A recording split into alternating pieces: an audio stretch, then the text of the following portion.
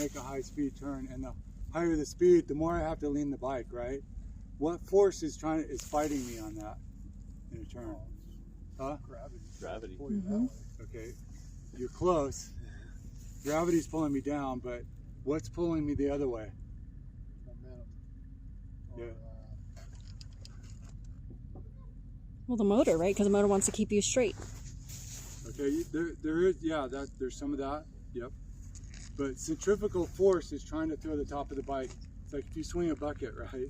You can get the bucket, you can hold the water in the bucket this high in the air, right? Because centrifugal force is overpowering gravity, right?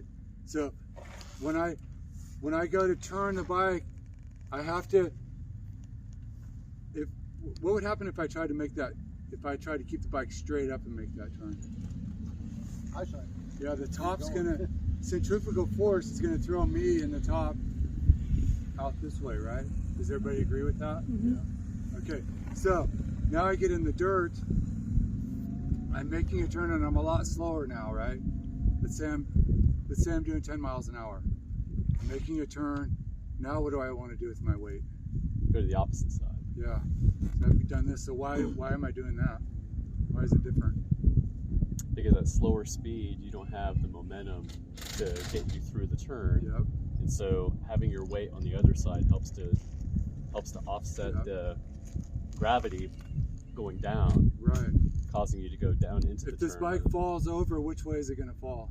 than the direction you're Outside. turning. Yeah, it's always going to fall in that. I mean, it's because it's going to be leaning in that direction. It's going to be hard to, and you're not going to be going fast enough to high side. High side is when, you know, that centrifugal force through. You know what I mean?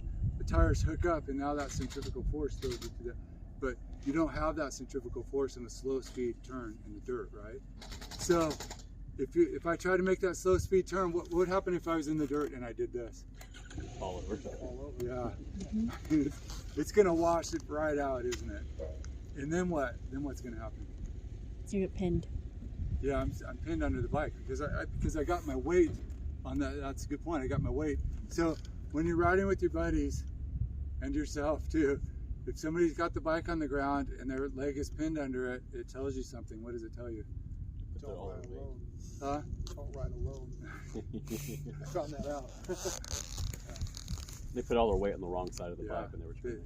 You can tell where their weight was. Huh? Mm. So if I'm counterbalancing, I've got all my weight here.